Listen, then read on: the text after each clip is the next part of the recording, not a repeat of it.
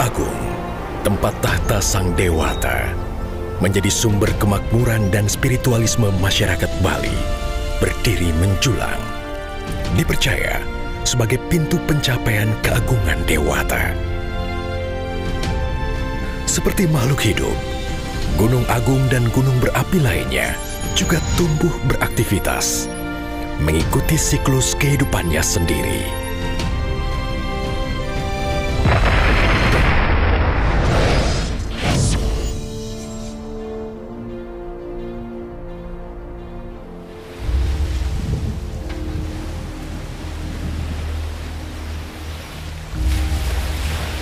Gunung Agung itu adalah anugerah alam. Terjadi erupsi seandainya, masyarakat harus mengenali bahwa kita berada di lingkar Gunung Agung, kita harus menguasai apa itu erupsi. Gunung Agung buat orang Bali ini menjadi satu handalan di dalam keyakinan. Berarti antara untuk spiritual dan kekuatan di Bali itu adalah pada Gunung Agung, ya. Sehingga Gunung Agung itu disebut juga pengulun Bali, jadi hulunya Bali. Gunung ini kan gunung yang paling disucikan oleh umat seumat Hindu yang ada di Bali. Ini orang-orang luar pun datang berdoyong-doyong ke sini untuk mencari auranya. Dan sering orang-orang spiritual itu datang dari pelosok-pelosok desa untuk datang mendatangi Gunung Agung dan sembahyang di sana. Catatan tentang meletusnya Gunung Agung itu semuanya ada di dalam lontar. Iti babad do kalepuge reng Gunung Agung. Dine pon sanes syare ware pang saseh kalime rah lime tenggak windu Isake Siu 515. Pada umumnya di Bali semua naskah-naskah babad usana mencantumkan cerita itu. Pada waktu itu Gunung Agung meletus mendadak sekali. Hujan abu luar biasa. Sampai rumah saya ditutupi oleh abu. Keras sekali, luar biasa. Tiap hari ada abu. Tetapi abunya luar biasa suburnya. Buktinya begini, waktu itu saya punya padi kena debunya abu Gunung Agung meletus itu. Subur sekali padi saya. Gunung ini telah memberikan segalanya pada masyarakat Bali. Bentang alam yang didiami tak hadir dengan sendirinya adalah sisa letusan masa lalu. Kita tahu Gunung Agung itu proses letusannya ini lebih besar dari Merapi. Penanggulangan bencana adalah suatu kegiatan yang sangat kompleks dan bersifat multidimensional, multi-stakeholders, dan multidisiplin ilmu. Di samping itu, kalau kita lihat bahwa dampak bencana itu sangat luas, baik dari segi sosial maupun ekonomi dan lingkungan. Untuk Indonesia, rata-rata kerugian negara adalah sekitar 30 triliun per tahun. Oleh karenanya, penanggulangan bencana menjadi urusan kita bersama. Jadi, dengan demikian diperlukan suatu kolaborasi dan kerjasama yang solid, baik antar pemerintahan maupun masyarakat dan dunia usaha.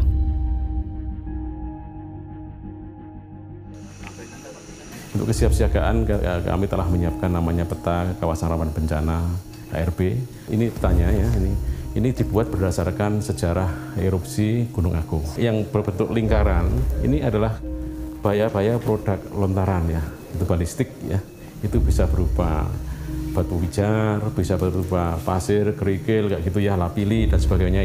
Ini kita batasi untuk saat ini, erupsi untuk saat ini sekitar 10 km radiusnya. Sehingga Anda tahu bahwa pada saat ada hoaks yang mengatakan bahwa gunung agung itu telah meletus, itu dampaknya luar biasa.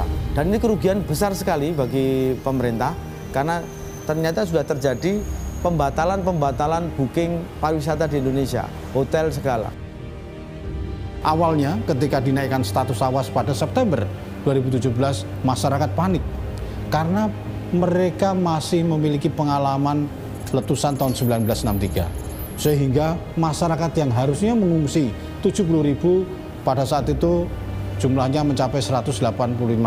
Dampak lontaran itu 9 km, di luar itu tidak apa-apa, tapi yang terkait dengan awan panas adalah 12 km, itu sudah kita berikan. Jadi daerah-daerah di luar itu tentunya masih aman. BPBD Bali bersama-sama dengan instansi yang lainnya di pemerintah Provinsi Bali, sejak dari peningkatan aktivitas vulkanik Gunung Agung, kami melakukan pendampingan terhadap pemerintah Kabupaten Karangasem dan BPBD Kabupaten Karangasem khususnya untuk menyampaikan informasi-informasi tentang perkembangan erupsi Gunung Agung, perkembangan peningkatan aktivitas vulkaniknya, kemudian bersama-sama untuk memastikan bahwa radius bahaya benar-benar dikosongkan. Kalau berarti ini selama kegiatan, jadi koordinasi kami, secara struktural, Komando Satgas juga ada. Jadi ada bidang-bidang yang bekerja, kemudian ada Ponpenas yang notabene adalah dari tim BNPB sendiri. Koordinasi itu berjalan dengan sangat baik. Jadi bukan berarti dengan BNPB aja, dari tingkat kementerian pun. Kita harus melindungi turis-turis yang datang ke Bali itu. Bagaimana kita bisa menghindarkan mereka dari kemungkinan yang paling buruk tentang letusan Gunung Agung ini. Maka kami juga harus menyiapkan petunjuk-petunjuk ataukah barangkali semacam leaflet seperti itu yang bisa dibaca oleh semua orang baik dalam bahasa Indonesia maupun bahasa Inggris, sehingga semua orang bisa membaca kemana dia harus menghindar. Bukan seluruh Bali yang terdampak, tapi hanya di Kabupaten Karangasem saja. Sisi bencana itu jangan sampai dari sisi yang muramnya saja, tapi kita harus melihat pada sisi positifnya, yaitu bahwa ini adalah keindahan alam. Ini sebenarnya destinasi wisata kalau kita bisa menjual. Tidak semuanya itu horor sebenarnya. Karena nanti kalau ini ada letusan, ini akan seperti pesta kembang api ini untuk malam hari. Bali adalah destinasi dunia untuk pariwisata.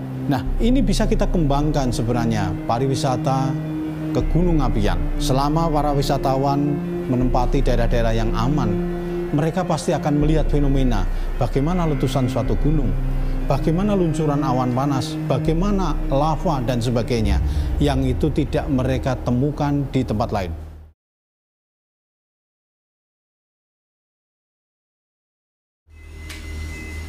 Data-data semuanya menunjukkan bahwa aktivitas di gunung ini meningkat secara konsisten, itu baik yang ditunjukkan oleh data deformasi maupun data-data dari kegempaan ya, yang tadinya kalau dalam kondisi normal ya. Dalam kondisi normal itu mungkin kegempaan itu bisa dihitung dengan jari gempa vulkaniknya ya. Tapi begitu masuk bulan September itu sudah ada peningkatan yang cukup besar. Kemudian jadi puluhan, akhirnya pada tanggal 22 September ya kita naikkan menjadi itu awas.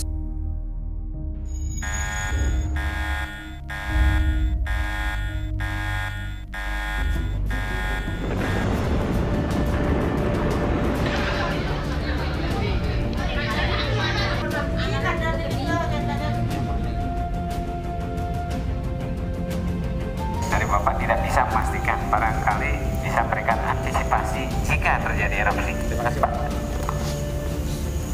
Jadi sekali lagi bahwa semuanya terkait dengan informasi tentang posisi kita. Saya yakin tidak semuanya memiliki yang bisa ini, tetapi mungkin pengurus dari desa punya ini dan mencoba menenangkan warganya, posisinya di mana. Kalau dari sini kelihatan bahwa ini zona di luar zona 12 km walaupun dekat sekali. Dan di sini juga tidak ada di atasnya itu zona yang lidah merah yang awan panas. Tadi saya sampaikan bahwa awan panasnya itu kira-kira kecepatannya 100 sampai 200 km sangat cepat, dan kita tidak pada lidah itu. Orang yang datang walaupun dari internasional datang ke sini, mereka sini pun juga belajar. Akan menghasilkan suatu teknologi, salah satunya tadi kita menghasilkan cek posisi. Itu sebenarnya hal-hal seperti itu laku jual. Kalau kita berpikir bahwa bencana dari sisi positif, ini adalah sebenarnya industri untuk membuat suatu solusi bagaimana menghadapi gunung api. Kalau kita punya expert banyak di sini, satu, kita bisa membantu negara lain untuk expertise kita, bagaimana membuat suatu prediksi, bagaimana membuat solusi untuk mengamankan penduduk dan sebagainya. Dampak bencana yang berakibat luas secara sosial, ekonomi, dan lingkungan membutuhkan koordinasi berbagai pihak untuk penanganannya. Ternyata kita kan mulai dari tanggal 18 setelah dinyatakan tanggap darurat.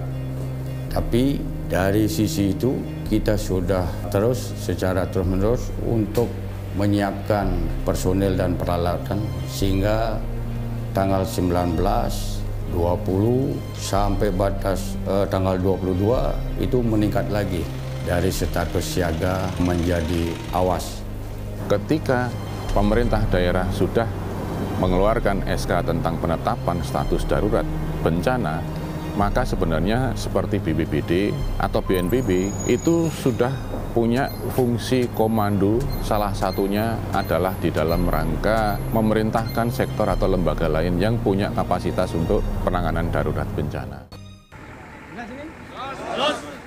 Pada awal dari status Gunung Agung dari status waspada, siaga, dan sampai dengan saat ini awas, Kabupaten Karangasem, khususnya Bupati Karangasem, telah menentukan organisasi di mana Komandan Kodim sebagai Incident Commander. Terlebih dalam situasi awas, di mana radius 9 km dari Gunung Agung harus dikosongkan, dan 12 km secara sektoral juga harus dikosongkan. Jumlah pengungsi mencapai sekitar 140.000, sehingga tugas kami bertambah banyak, yaitu semula kita hanya mengosongkan dan sekarang kita harus mengatasi pengungsi.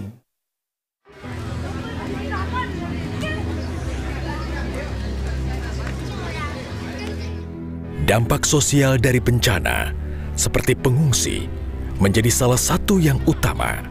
Kalau selama ini kita sudah memanfaatkan potensi yang ada di seputar gunung itu semaksimal mungkin selama 54 tahun, ya saatnya sekarang kita mencobalah menjauh sejenak, karena Gunung Agung yang memberi berkah ini akan memberikan berkah kepada kita lagi. Kan sayang kalau Gunung Agung memberi berkah kepada kita tidak bisa menikmati karena kita jadi korban. Memberi pemahaman kepada masyarakat yang tinggal di kawasan rawan bencana menjadi penting untuk menghindari risiko yang lebih besar. Silakan aja mulai. Suruhnya boleh. Kerja ikari. Nang berkila jenis wendan tak kono. Tujuan meme mulai ngujang. Iki ngoi rumah Terus pidan kan lo dah. Endan. Man di tenganan ya kan? Ya, di tenganan biasa. Biasa nyaman.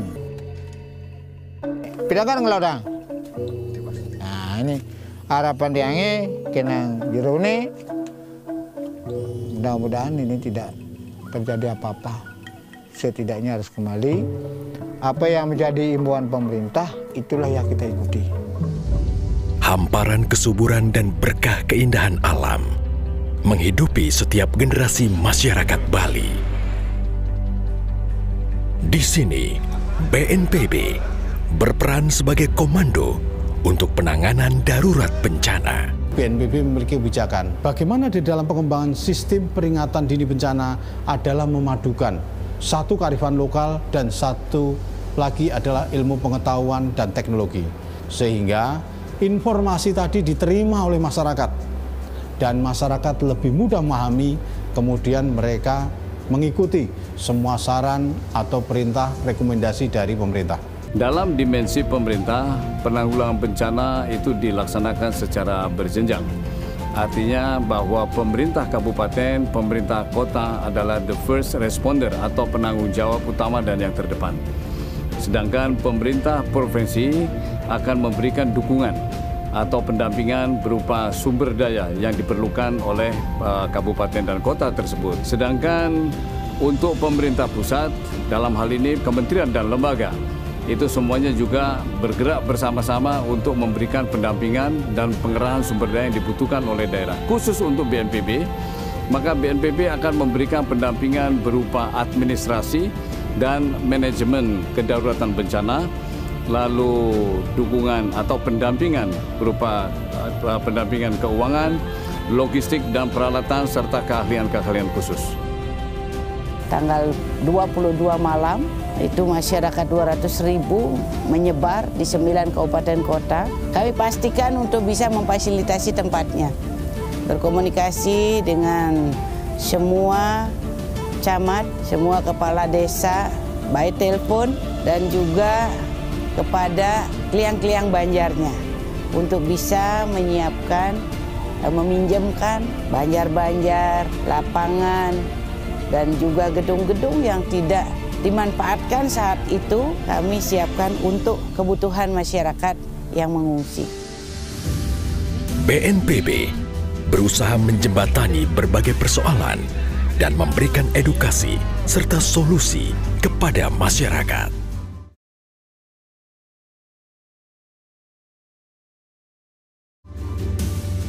Kalau Anda sebagai pekerja emergensi, Anda jenuh, Anda bisa membuat keputusan yang menyebabkan fatal. Kita sudah berdiskusi untuk bagaimana supaya ada tempat untuk menyalurkan apa yang menjadi unek-unek daripada masyarakat. Besok tanggal 15 Oktober itu hari cuci tangan sedunia. Kita akan mengajarkan cara cuci tangan. Dan untuk itu kita bekerja sama dengan PMI. Silakan yang masih buat jajan, taruh dulu jajannya ya. Sebuah fenomena alam atau bencana adalah persepsi bagaimana kita melihatnya. Kita juga berusaha untuk melakukan pendekatan-pendekatan kepada tokoh-tokoh adat, masyarakat. Bahkan kalau perlu kita mendatangkan orang-orang yang pernah mengalami hal serupa. Misalnya kita mendatangkan orang-orang yang berasal dari Jogja, yang mana mereka pada waktu itu mengalami sendiri kejadian gunung meletus ketika Merapi meletus. Orang itu nggak nyaman dengan bencana, tetapi kita harus nyaman bersama ancaman. Jadi bencana itu adalah sesuatu yang harus kita hindari. Saat disuruh pergi oleh gunung itu, maka kita harus pergi. Saat disuruh kembali untuk memanfaatkan ekonominya, memanfaatkan berkahnya, ya kita gunakan. Kami sampaikan pelan-pelan, kita diskusi panjang tentang ancaman lahar Amlapura. Letusan 63 itu terjadi pada bulan Februari, artinya pada saat puncak musim hujan. Makanya saya katakan di sini ke mereka, Anda jangan khawatir sebelum musim hujan datang, karena lahar ini hanya musim hujan. Makanya sekarang ada kebijakan, tolong kembali dulu ke sana. Karena apa? Risiko di pengungsian dengan risiko Anda tinggal di situ sementara masih aman ini lebih berat risiko di pengungsian. Contohnya apa? Ada korban yang meninggal karena TBC. Berapa orang yang sudah tertular TBC? Karena dia dengan sekali batuk aja berapa orang 1 meter itu akan terkena. Kemudian korban meninggal juga sudah ada, mungkin sekitar 20-an. Jangan mengatakan bahwa mereka sudah tua. Berarti layanan kita yang tidak mampu menyebabkan mereka bisa bertahan hidup. Jangan dilihat bahwa dia sudah saatnya meninggal. Tapi coba lihat kenyataannya, apakah enak tinggal di sana. Tenda-tenda juga kita tidak sarankan. Di Merapi, tenda-tenda kami flat semua kena pasir. Makanya kita bilang tenda itu adalah pilihan terakhir. Persoalan pengungsi, ya, ini puluhan ribu jumlahnya. Orang harus diurus. Kalau sebulan, 2 bulan, oke. Kalau seandainya bertahun-tahun, apa yang akan terjadi? Ya, terjadi banyak masalah. Ya, oleh karena itu perlu segera dipikirkan, misalnya relokasi. Bisa sifatnya sementara, bisa sifatnya terus-menerus. Pemerintah itu sudah sangat antusias mengantisipasi apa yang akan terjadi.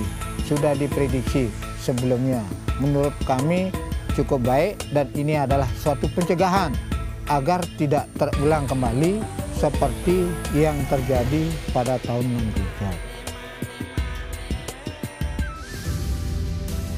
63. Yang awalnya memang masalah pendataan. Awal dulu kita bicarakan. Jadi awal begitu terjadi masalah pendataan, bagaimana sistem dan mekanismenya itu memang masih menjadi kendala sehingga kita data-data mungkin belum bisa secara maksimal atau belum satu pintu.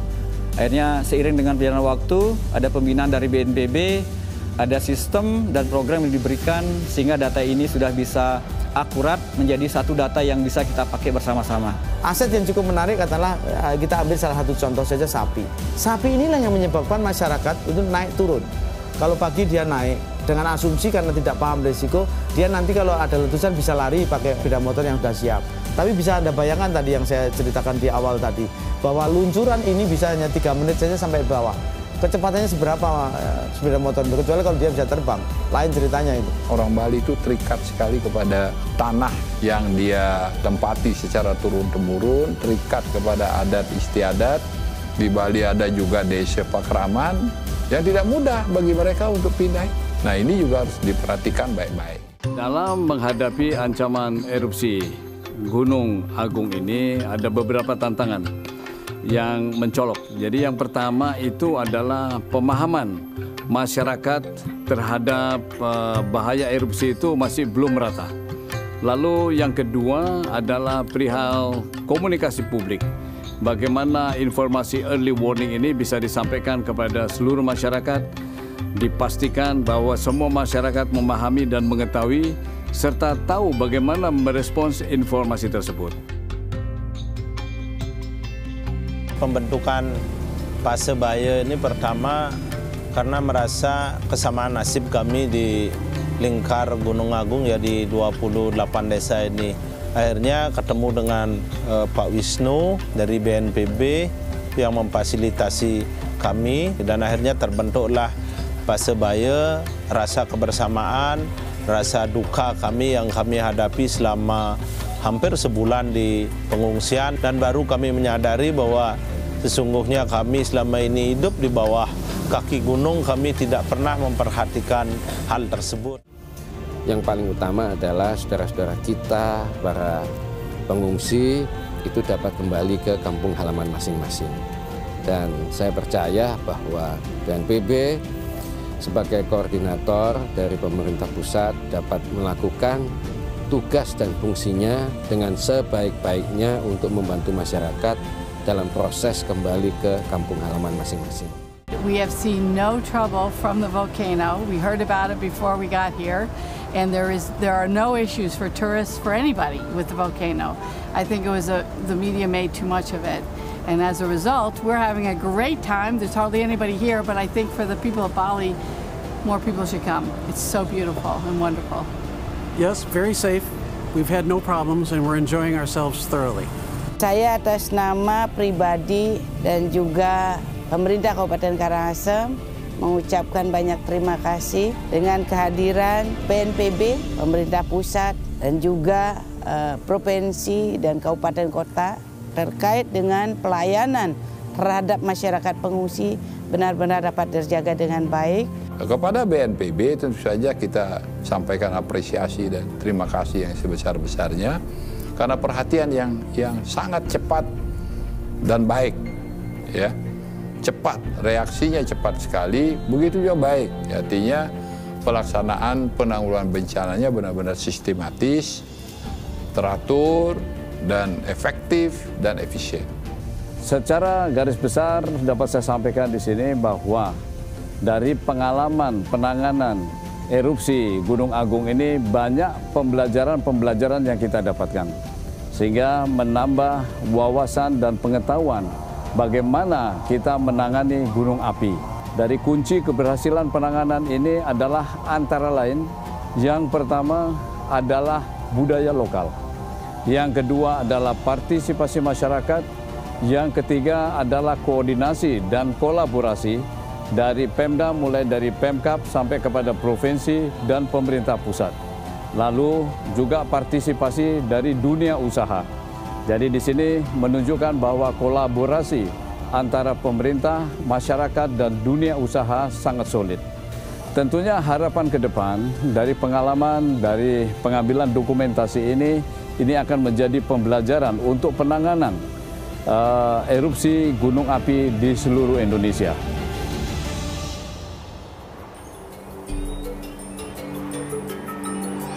Bencana terkadang dianggap hanya cara Tuhan memberi peringatan.